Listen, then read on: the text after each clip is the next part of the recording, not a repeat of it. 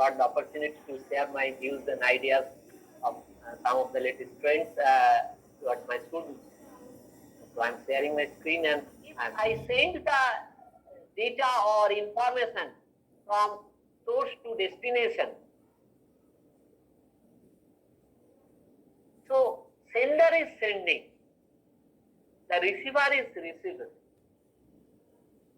So how do I interpret that someone is not there and intercepting my communication? How do we authenticate that the sender is the same who has sent this information and intruder did not change it or hear it? This is the problem of the communication. So for that, we normally do one thing, that is, we used to envelop my information and send it to my network. Lot of various techniques are available as a classical techniques. I am not going into that. So the receiver is decrypting the data from encrypted ensemble. So it may be a simple algorithm, it may be a complex algorithm. What we are doing basically, the sender is encrypting the data, form an envelope, receiver is receiving the data as a ciphertext and is used to decrypt the information. And now I am creating a problem domain to the intruder. It is a problem domain to the intruder.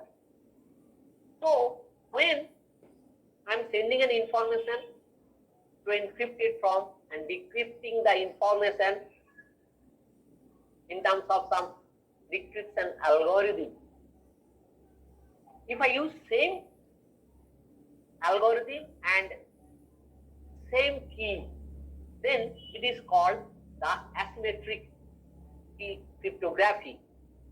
But in a lot of cases, instead of single key, we are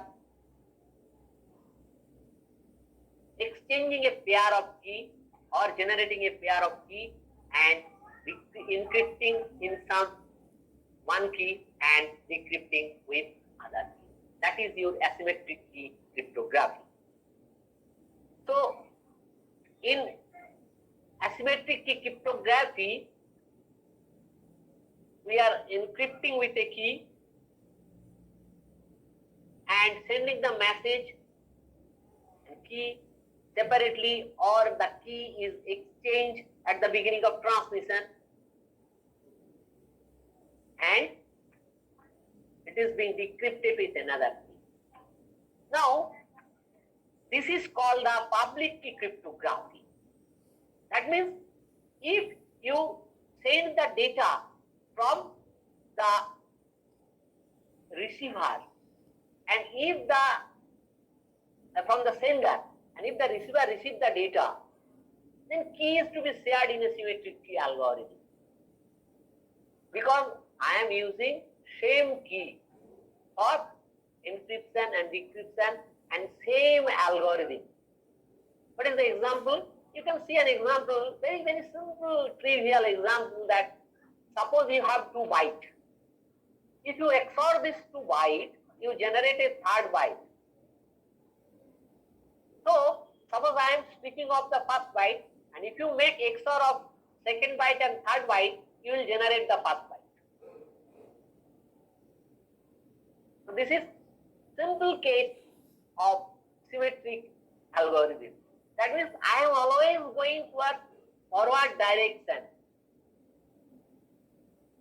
for encryption as well as decryption. And you will see that all symmetric key algorithm normally forms a cycle. That means after a finite iteration, it will regenerate the original plain text. So, any intermediate state of symmetric algorithm can be used for encrypted stream. or ensemble, and key will be separately sent to separate channel or private channel to for the decryption. So that's why the sharing of the key is very important.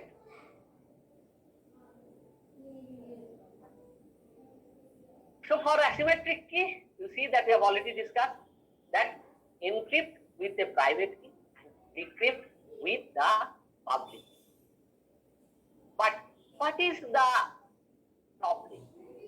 There may be some problem, but this public key cryptography is too much robust and extensively used, but it is computationally intensive because we have a power function.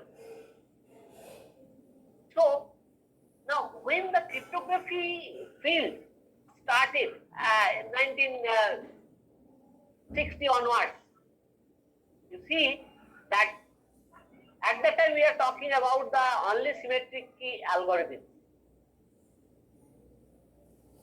So after that, gradually symmetric key algorithms just get less importance and your public key algorithm comes into the arena. But what is the problem in the public key algorithm? The thing is that I have a pair of keys. One is used for encryption, other is used for decryption. So now you see between the sender and receiver, so how this pair is reached, how they know about this pair.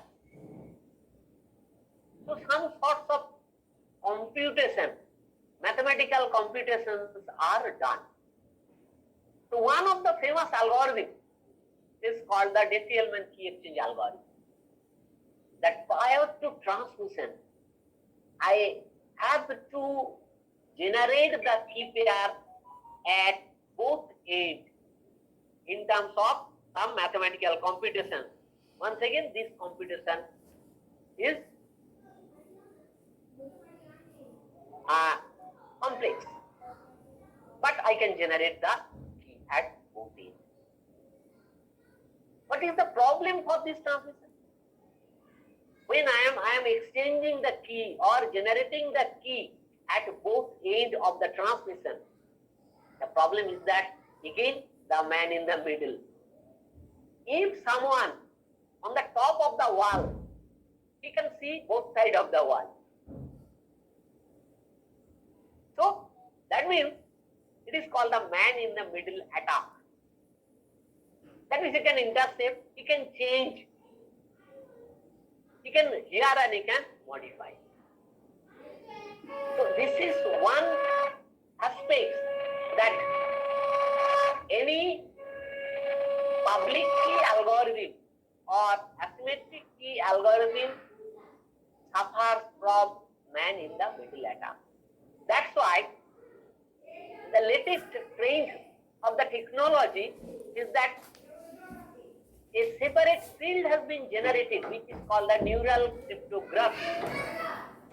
That means neural synchronization is used towards the end of my lecture. I will come to that. To generate the key pair at both ends of the transmission in terms of tuning the neural network. So, this is the scenario. But definitely, we are using this public key algorithm extensively in base network and large computational systems. But when I am talking again about our sensor networks, IoT devices, and all other things, in that case, you see, I have to consume my battery power very less so that the lifetime of the sensor node is extended. That is my motto. My motto is not to give much energy to compute a public key in my sensor node in terms of security of my sensor node. In that case, once again, the symmetric key algorithm is used mostly here.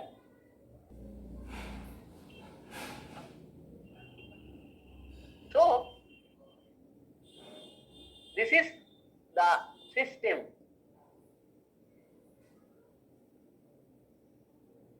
So, we have talked about the encryption system, and you see, when I am talking about the encryption, that means I am enveloping my complete information. I am enveloping my complete information, but always it is not required. Suppose I am sending one image to a doctor at USA for some telemedicinal advice. So I am sending my angiogram of my heart. So the doctor has to ensure that I have sent it and that is my angiogram of my heart. So your symmetric key or asymmetric key encryption never going to satisfy this property. Because if someone in the mesh network intercept and change the angiogram, so how the doctor at USA will ensure that? That means the authentication, non-repudiation cannot be satisfied, cannot be achieved in terms of encryption, decryption, symmetric key algorithm or asymmetric key algorithm. That is done in terms of some authentication. That's why authentication plays a major role. Signature, I can generate some signature. I can give some invisible code. That is called the steganographic application, or the term is called the steganography. So these are some other. Now you see, nowadays we are talking about various digital signatures. Here only authentication is not sufficient. I can use some other information. What are the other information? Maybe timestamp, maybe the third party names who is taking care of my public key, private key, all other scenario.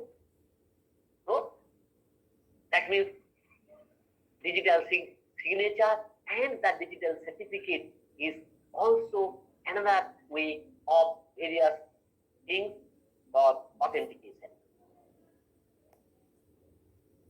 So I was talking about the signature. So what is a digital signature? The signature means when I'm doing a signature using my pen and paper, that means that is a specific architecture for myself which is distinct for everyone. But the thing is that how do I generate the digital signature from a message or text? That means I am generating some code in terms of some computation. So a signature is a technique for non-repudiation based on the public key cryptography. So it's attached a code. How code is generated? I'll come for some legal document authentication. I'll show how it is generated. That means from source information I am generating a code. That means whatever be the size of my source information, I am generating a fixed length code. Maybe 128 feet. So we have very specific algorithm, which is MD5 algorithm for that. And then I am embedding that, or I am sending it separately. So the recipient will again regenerate the signature from the text receipt, and then it will verify the signature coming through private channel. So the thing is that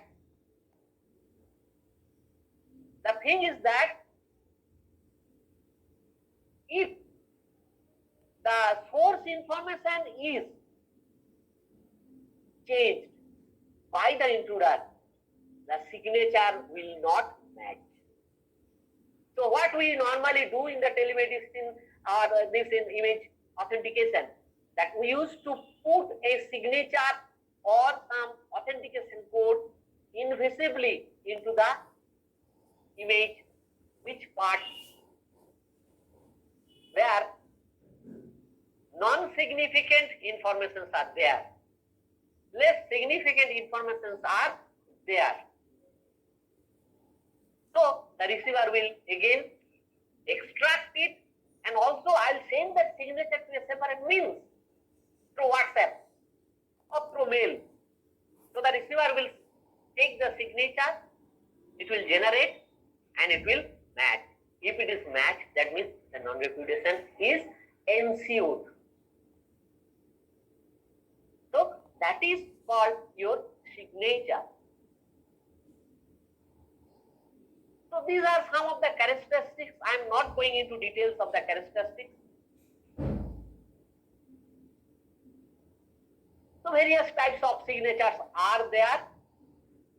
There are definite algorithm for generating of the signature. যেমন King Tekal scheme, message recovery with one-way hash functions like this. This is one of the algorithm. I'm not going to describe the algorithm. Just I'm going to give some concept to you so that you can read this from the standard textbooks and available from various articles. Yeah, this is the methodology that when we are going for this. So now I can show you that this is the process, that I have one message and I am using some function. It is called the one-way hash function, and it generated digest. That means whatever be the size of this message, the size of this hash or digest is fixed. And if this is identical, and then you see message is sent through open network, everyone can see the message. But if the tampering is done in the message, that can be detected, because this digest is sent to some private channel or through some other means to the receiver. So receiver will generate the hash again, and it will match with the received hash. If it is matched, the authentication is ensued.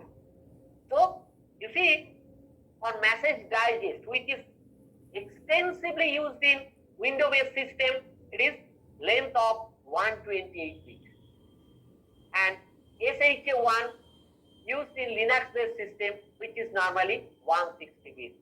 And each of your computational systems or the language, you have some routines for generating this MD5 or SH1. You can use that routine for your observation and clarity.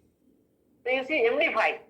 In MD5, normally 128 bit is generated, and if you see that you have the document, then some padding is done, then some length is appended. Length is, what is the length of this pad?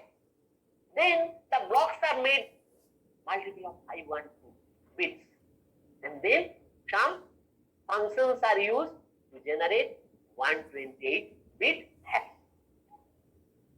This is one-way hash. That means, why one way?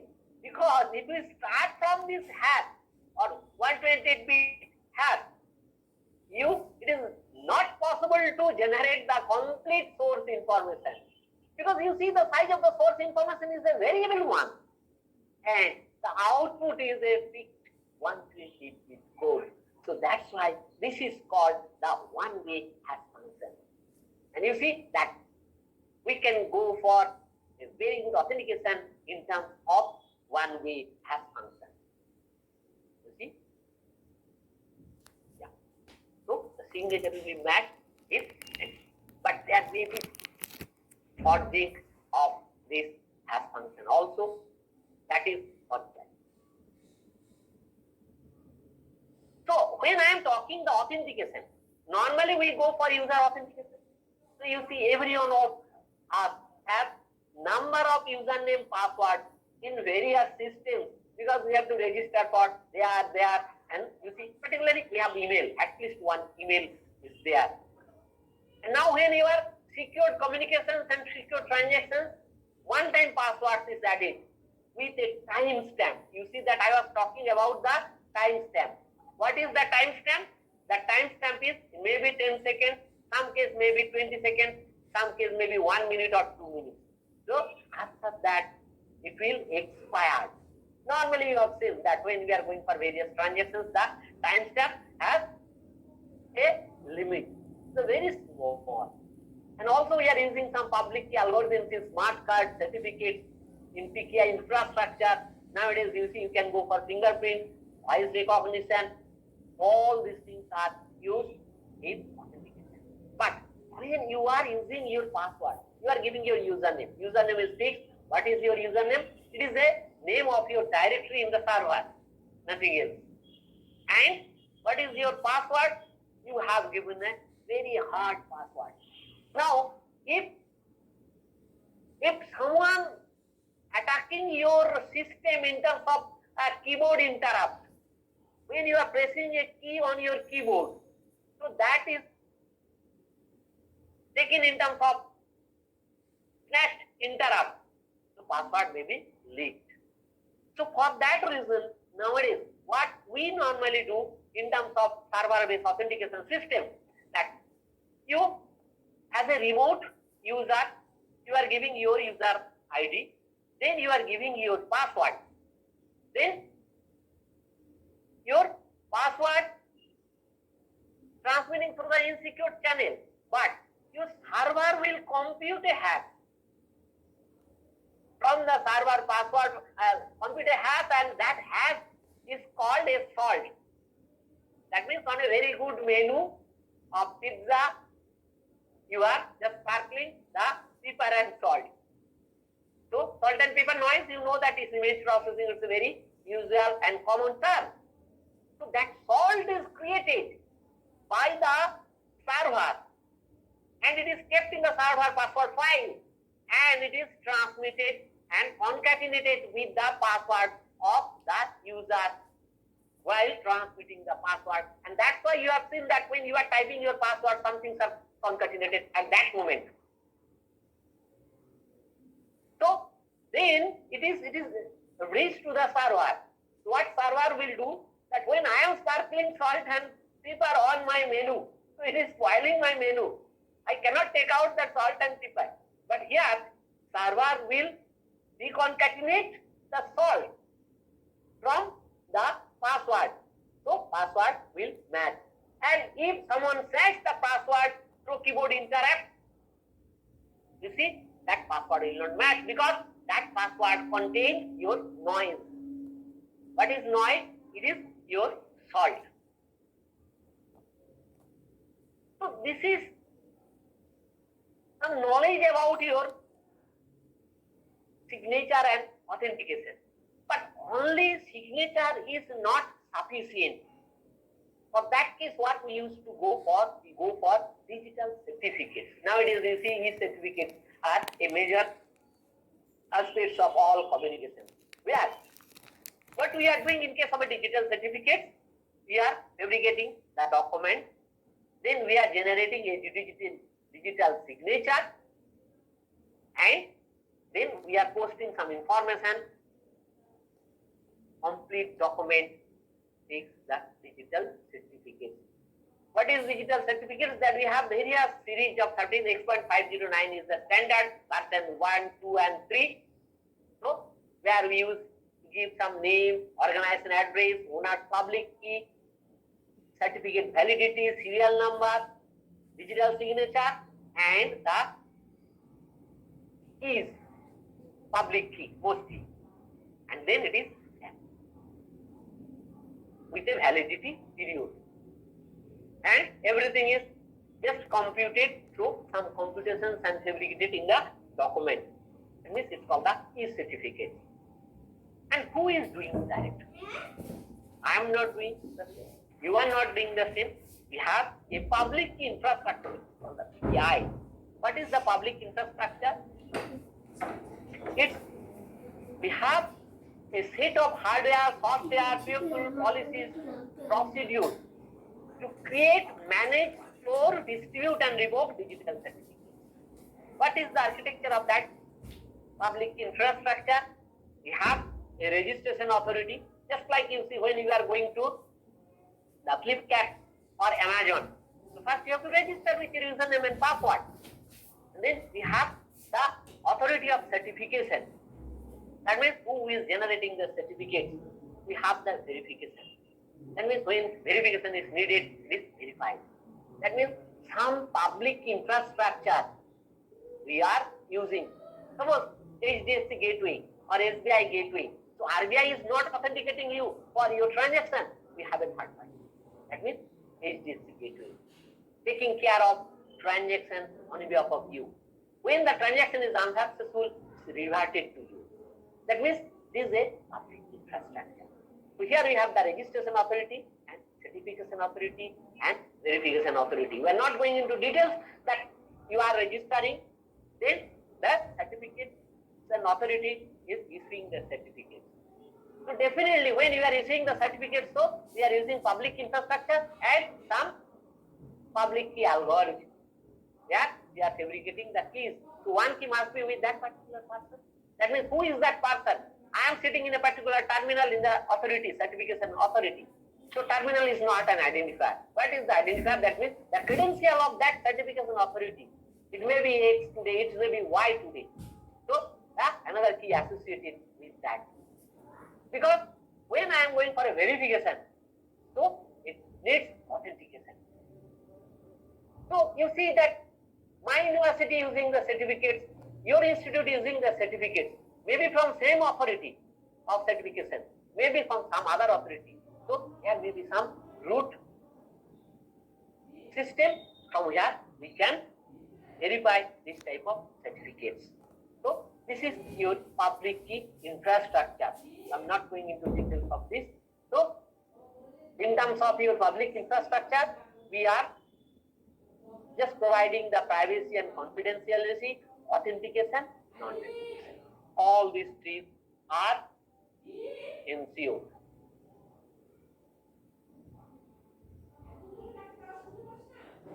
So all of the certificates are nowadays using very commonly. So I am not. So normally for certificate X.509 is used.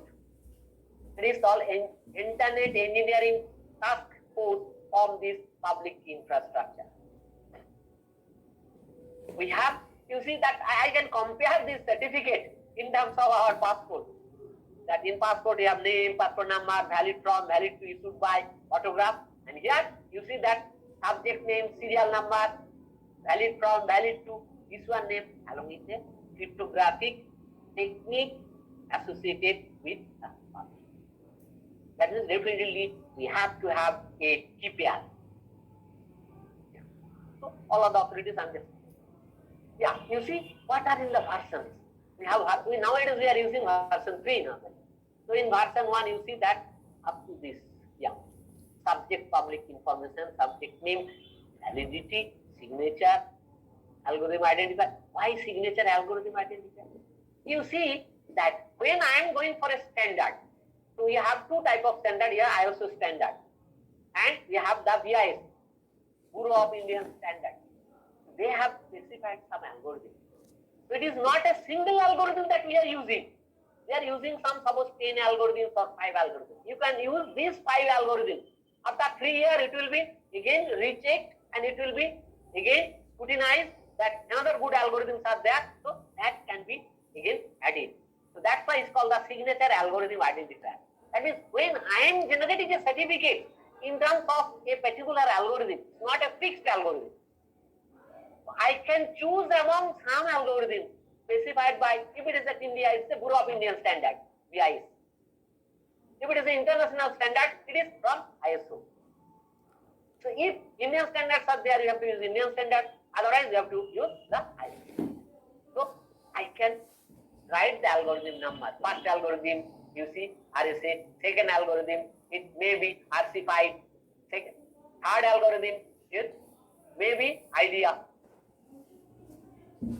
This type of, that means I can use any one of the algorithm, but which algorithm I have used? Because when it is being verified, he has to know about the algorithm, which algorithm we have used to generate the certificate and the public key. Otherwise, key will not be matched. It will be an authentication failure. And then public information. So in version 2, we have the issue unique identifier, subject unique identifier. Then we have on the certification authorities extension. These various. Normally nowadays we are using 3. So I am not going into details again. We have the details. Go for it. So how we generate the certificate? You go for key generation, then registration, then verification, then certificate generation. What is verification? Then what document you are producing? Whether these documents are authentic or not. So it has to be verified. Then the certificates will be generated. So these are the certificate signature algorithms. I've already discussed. Then we have the verification algorithm also. Where the digital signature is taken out from the certificate and it's again generated from the message and text. Then if both these are matched, then it is verified. Then we have some sorts of revoking the certification. If the failure of some commitment or some system, then revocation is done. Once again, when revocation is done, first authentication is done, then revocation is done. So you see that my complete problem domain for this communication is data security. There I am going for a cryptography. We are going for watermarking. That means you see your logos, semi-permeable logos in your TVs and other in steganography. So in cryptography, what we are doing?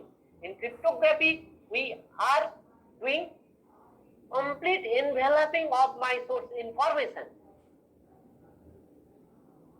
In steganography, we are just doing opposite. Why opposite?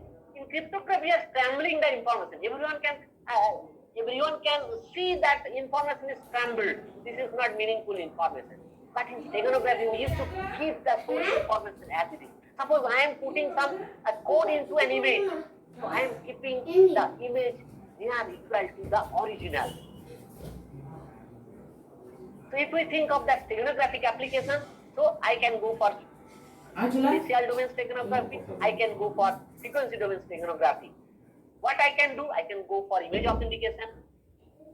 I can go for image authentication by image authentication by message. I can go for legal document authentication. So I'll give a glimpse of this. So now, then what is your steganography? What is the definition of the steganography? It is the art and science of writing hidden message in such a way that no one apart from the sender and intended recipient, that means who is intended and for whom the message is transmitted, cannot suspect that there is some existence of some code fabricated into the message. It is called a form of security probe or security. So, when I am talking about the steganography, I am using for secret communication, I am using from secret data transfer, image authentication, and ownership verification, to watermarking, and semi-transmit logos in your TVs and other. Now, brief history of steganography. So it is in 15th century, you see that was a sculpture and some code are embossed on the face, and that was called the first picture of steganography. At that time it was called the steganographia. Now the form has come as steganography. It was called the steganographia. Now I am giving an example for the steganography. You see that what is done here? You see the hair of the head is shaped the tattoo is made on the head. And along with the tattoo, some code is written here, a message, secret message. So after 1 month, what will happen? The hair will grow. So can you see the tattoo? No. Can you see the message? No. Because your hair grows, you cannot see. So that is why this is called the invisibly visible. That is an example that an ancient Greek Histiochus was fomenting revolt against the king of Parthia. So the message was to transmit. So if someone goes across the gate of the kingdom, so he will be just punished. So just this fellow, after growing the hair, goes and told that you just trim my hair, here is trim, read the message is trim. So you see, this is the form of invisible communication. Now it is another example that some message in 5th century BC, you see, that Demetrius wrote a warning message that Persian planned to attack Sparta. So the message is to be transmitted. So they written in one fold of this plot, the message is written, then put the wax, give another fold of this, then bold it and draw some painting and is gifted. So they thought something inside there, they devote it, build the wax, read the message. So this is the form of the steganography. Now yes, this is a very simple thing. This is a sweater. So I am wearing the sweater, I am just loitering with that. Can you see anything? No. This is the design of the sweater and it's a simple sweater. Now if I say that this is the Morse code or some code written here, so I am not noticing that this is a Morse code. But who is intended recipient is knowing that, oh, a message is there. So read it. So nothing is needed. You will see and read. So that is the system for visibly invisible. It is visible but not invisible. In World War II, microdots were given in the watch. So during some time of the their leisure time, they used to exchange the goods. It was the custom. They used to exchange the watch. But they see that microdots on the watch, they blast it and read the latest strategy of the bad. This is, you see, that the posture detection. That UN has some policies that you cannot torture the prisoner. But you see, the posture shows that they have tortured.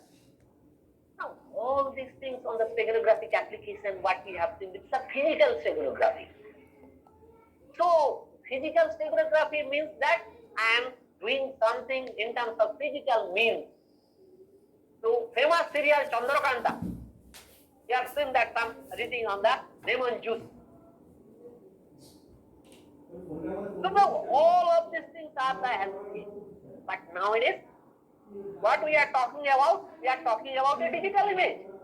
So this is a cat. This is a cat. This is the ear of the cat. This is the nose of the cat. So the thing is that how I see this image. It is the excitation, drawing of the pixels in terms of the exciting the fluorescent dots on your monitor, on your screen. Physically it does not exist. It is the level of excitation. It has been excited in terms of that. In terms of what? In terms of pixel value. What is the pixel value? It is in your memory. So what image inside a computer, inside a storage, it is a two-dimensional matrix where I can see only the pixel value. Is it possible to see the image inside the two-dimensional matrix? No, absolutely not. So when I am taking one pixel value and exciting my fluorescent dot, then that image is coming. So how do we achieve this steganographic application in a digital image? That means I have to do something in your two-dimensional matrix.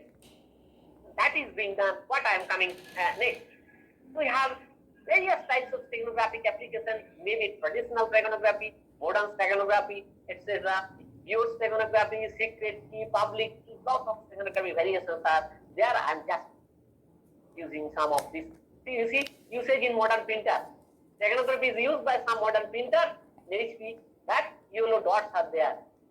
So I think in a CID serial, you can see one episode was there using this step. Just look at the thing. In your legal document, I'm coming to that, how I can go for authenticating the legal document. What is in your legal document? You see that we have a stamp, we have a paper, we have some signature. So suppose I have the legal document and I'm writing this and I have some signature. So physically, no problem. I have written everything and then I have signed, I have given stamps, everything are given. But in a digital form, what is that? I have a stamp paper. What is the stamp? Stamp is an image. That means it's a two-dimensional matrix. And these are the documents. So how do I authenticate this legal document? You see that if it is changed someone in terms of transmission, what will happen? Let's see that it's a transmitted document. And what is the problem? You see the problem. You see the negative has been changed to positive, has been changed to negative. Then you see that maximum has changed to minimum. Then you see that strong has been changed to weak. Three changes are there. So how do you authenticate that document? So there must be some process for authenticating the original document. This is original document sent by the sender, and this is the changed document to the receiver. So there must be some authentication technique. So suppose the same thing what I have talked just now, that if I generate the MD5, let us generate the MD5 from this message and embed this MD5 code into this image as a steganographic application. So how application is done, I'm coming to that. Please generate interest on your own. So then that document is transmitted across the network. So in the receiving end, what the receiver will do, or when authentication is required, how it will authenticate the document. So it will first generate the MD5 from the written message here, and it will extract the MD5 whatever embedded as a steganographic application, and then it matches. That means the document is a legal and the document is authenticated. So that is the process, one of the process of legal document authentication. So you see that this gold coin is embedded into this Lena image. You see, this is your original image and this is your embedded image. Can you see the difference in your visual eye or visual perception? No. But you see, this image, actually embedded image, done in my lab by some of our scholars. And when authentication is done, you see I have taken the embedded Lena image and I am extracting the gold coin. What is a gold coin? It is again two-dimensional matrix. So if I compare this with the original secret, then the image is authenticated. This is called your cover image. So it is authenticated. So what is the objective of image steganography? The objectives are data hiding, secured message transmission, invisible data transmission, and ownership verification. So these are the objectives of image steganography. You see, this is the just algorithm, just generic form of the algorithm that I can go for it. You see, this is Earth image embedded with this Lena image, and you see, this is your embedded image. You see the perceptive quality. This is actual embedded image. This Earth image is embedded on that.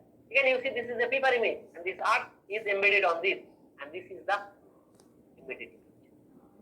You see, the perceptive quality is very difficult to see. Now, let's till now, just we have given the philosophical idea. So, what is the technical aspect of this? Let us go for a special domain. Let us consider one image.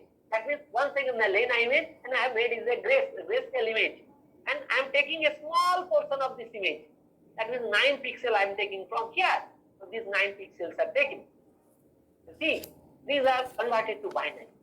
And I am just taking the LSB one. These are the all LSB. So you see that I am going to hide this message 101, 101, 101 into this 9. 1 bit in 1 pixel. What will happen? If I change this 1 pixel, if I make it 0, then what will happen? -1. So when I am talking about the quality of the image and perspective quality of the image, in that case, you see that single pixel does not constitute an image, only some neighboring pixel. So value of one change in 1 pixel is never just disqualify the image. That's why image steganography is successful, and I will come to that. Let's see. So these are going to embed. You see, this is my secret information, and this is my command. And I am just embedding. So this one is here, this 0 is here, this 1 is here, this 1 is here, this 0 is here, this 1 is here, this 1 is here, this 0 is here, and this 1 is here. So how many changes I have done? You see this 1. It was 1. So no change. This is 0. This was 1, and then this is 1. So what are the changes? How many changes I have done? You see? Only these 4 changes out of 9. That means out of 9 bytes, I have changed only 4. That means what is the probability of change? The 40%, less than 50%. That means if 1, I am emitting 1. If it is 0 in the polar matrix, I am emitting a 0. It is a no change. 0 to 1, 1 to 0. The probability is 50%. That's why the degradation is not more. But you can say that, sir, if degradation is there, then I can go for some adjustment. Suppose if I am making 1, that means I am changing 2. That means then if I make it 0 and 0, that means you see I am changing 3. So minus 2. Minus 3 plus 2 minus 1. That means I can adjust. So I have 8 pixels. I have 8 bits of the pixel. Sorry, 8 bits. It is unsigned integer I have to take. No sign here. It is always you have to talk about the unsigned integer when you are talking in terms of the implementation. And you have only 8 bits of the pixel or you are playing. Your mind should play there to adjust. So that is called the handle in terms of your steganograph. So this is, you see, less than 50% of the change. And that's why. So this steganographic application is called the special domain steganography, where I am directly perturbing the source pixel in pixel domain, special domain. But I can go for the frequency domain steganography also. In frequency domain steganographic application, you go for transform equation. I can use a transform to convert those who are just doing image processing, the study, then I think they know that I am using some transform equation, transformation, that suppose Fourier transform. So I am transforming from the spatial domain to the spectral domain, that means in the frequency domain. So where I can embed. Then I can go for reverse transformation of the embedded frequency coefficient. This is called the frequency domain steganography. This is very efficient manner we are using. So just I have a book on that published last June from the Springer on this steganographic application, complete frequency domain, special domain, neural computing, all these are there. So we have in frequency domain, we are embedding in the frequency component. Whatever with the size we are doing this, embed in real components. You see, this is frequency. These gold points are embedded on this picture. You see, this is the equation of the DFT, very, very complex number. 8 cross 8. We are using 2 cross 2, 1 cross 2, 1 cross 3, something like that. And we are going for recompute the computations for forward transformation as well as backward transformation. You see, this is the results of that 2 cross 2 window. This is available in my website. You can download it. It is there. So we have to take some restrictions that you cannot go for negative value. You cannot go for overflow that is more than 255 because I am using the unsigned integer sorts of things. This only 8 bit. So value cannot exceed 255. If it exceeded 255, I have to adjust. If the value is negative, that means I cannot have a value less than 0. It is underflow. I have to adjust for that. Some stretching of the image stretching techniques are used for avoiding this type of value. You see, this earth image is the frequency domain computations, and this is embedded. Just for your just illustration. So yeah, this paper also in a frequency domain. This is embedded in DFT. See. But the computational complexity is definitely higher. That I have computed order of. So all of the security system we are talking about is incorporated in a layer. In a TCP/IP system, we have the 5-layer system: the physical layer, data layer, internet layer, transport layer, application layer. But between transport layer and application layer, the secure socket layer, who is taking care of all aspects of the security. This is one way of Windows 2000 authentication, that user, there is the screen for login, give the username, password, hash is generated, message digest, his ID is named to the server send a random number, which is called challenge, client encrypt the random number and message digest the password, and it will match, then it will give you the code. That is Windows 2000 authentication systems. Now, another thing is there. So, how do I ensure myself that the encryption process is good? I have a good quality of encryption. We have various ways: frequency distribution test, chi-square test, analysis of key space, computation of encryption decryption type, comparison of performance with the RFC. And after that, the NIST has suggested 15 tests. You can go to the NIST website, you can download it. That it is called the NIST test-based suite. When you are using some algorithm, you just test your algorithm in terms of that NIST test suite also, in addition to all of these things. Frequency distribution test. Let us consider that this is a chi-square test. What is chi-square test? Normally we use the chi-square for homogeneity analysis. That means whether two samples are homogeneous or not. So, here, this homogeneity principle we normally use in two ways. Suppose if you are using the encryption, that means cryptography. I am using the cryptographic system. Then in that case, it should be non-homogeneous between source and encryption. But in case of steganography, it should be homogeneous. That means it should lie within the limit. So, like this. That is very, very important factor. This is your frequency distribution test. You see that I have 8-bit assigned integer 0 to 255. So, if all frequencies of all characters generated are distributed over the complete range of the frequency, then my answer is. So, you see chi-square, here the test of chi-square results. Now, come to the authentication in mobile system. Every one of you are using the mobile system. You see in your mobile devices, you see that 128-bit 1 second register in your SIM. You have a 128-bit register in your SIM. Then what we are doing, you see that when you are using that SIM, you see that you are asking for signal. Nowadays, a lot of verifications are there. After the verifications, if it is okay, then your authentication center will compute a hash of 128 bits based on your MSI number, all other things, and it will keep in the UEC. And then it will put the code of that 120 bit into your SIM. The next time onward, when you are switching on the mobile in any places, you see, it is called the challenge response. That means the mobile is challenging to the BTS that you give me a signal.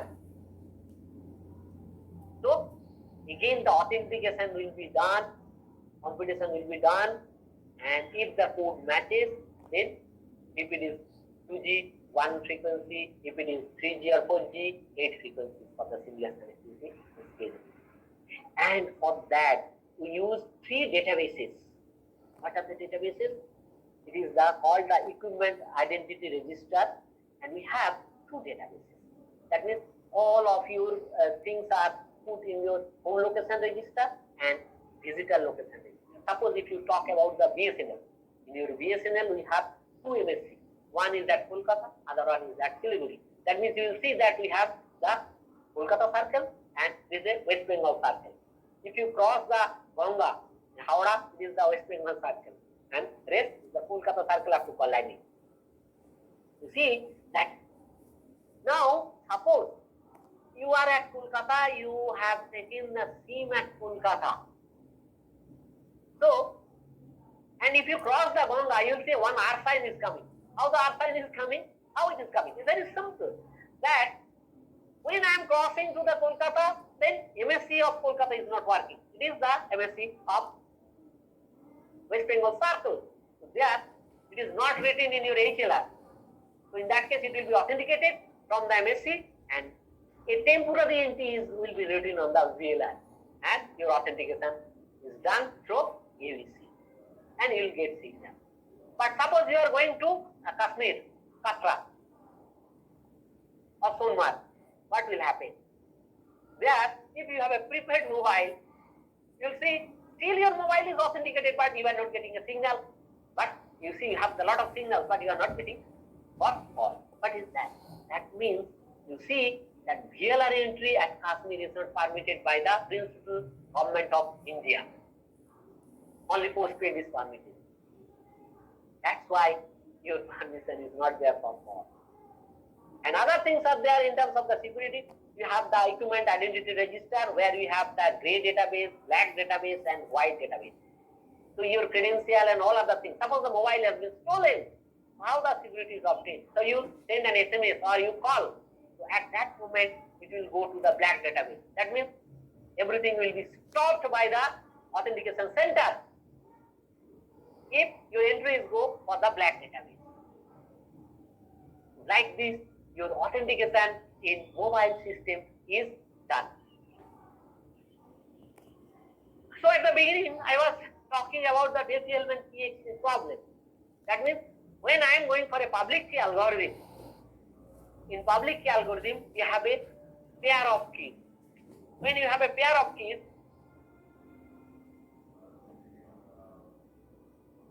then the key is to be exchanged. We have an algorithm, this is the algorithm.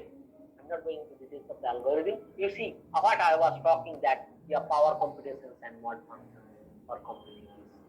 And key is generated in terms of some computations automatically. So but the key is to be exchanged. Here you see some computation then exchange, some computation then exchange.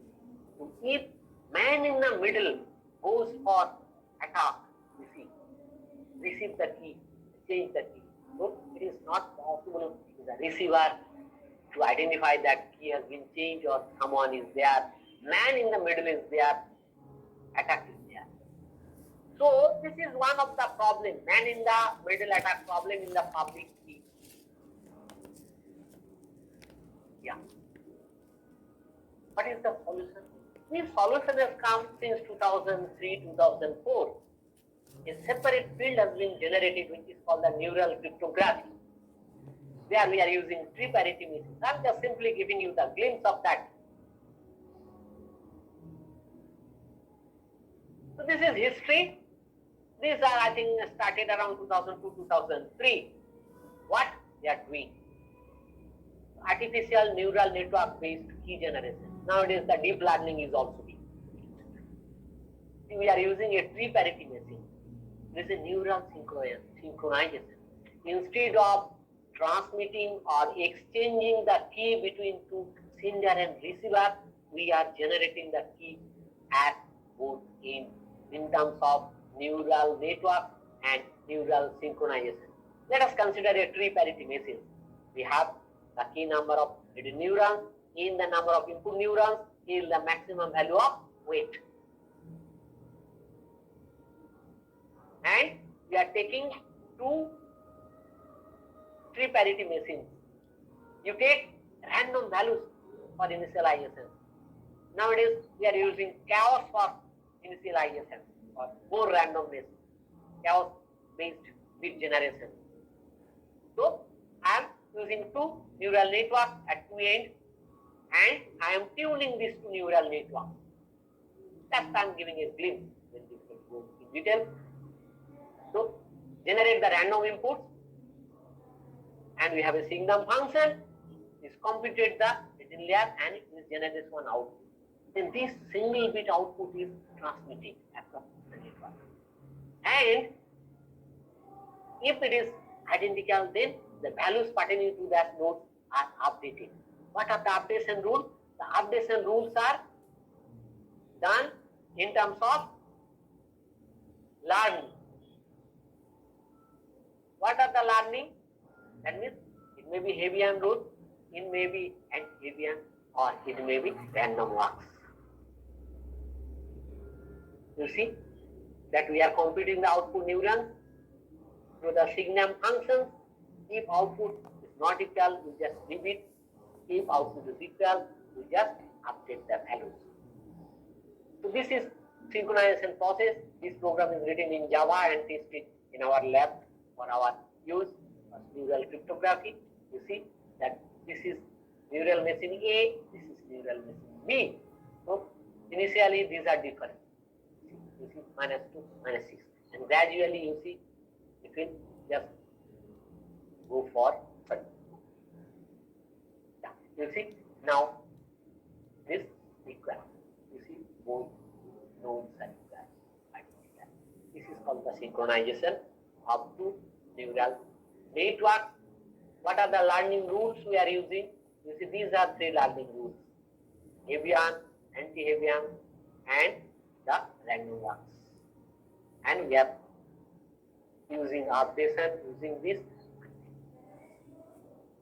The two machines are synchronized. What are the advantage?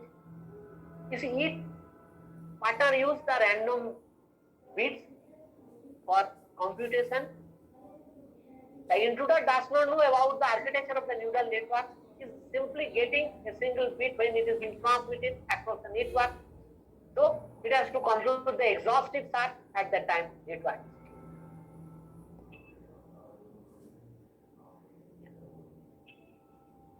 So these are some steps. I'm not going to details of these steps. This is the analysis that you see when I am going for a brute force attack.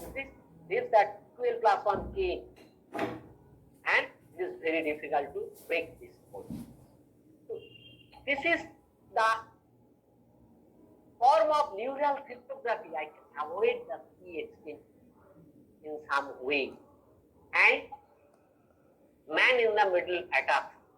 I can just compute the neural cryptographic key generated at both ends after the synchronization of the neural networks at the both ends. This is the simulation, that program simulation screenshot I have taken. That, yeah, you see these values, you see at the time it's not synchronized, then gradually you see it synchronized. So this is in short a glimpse of state of the art in terms of the cryptographic technique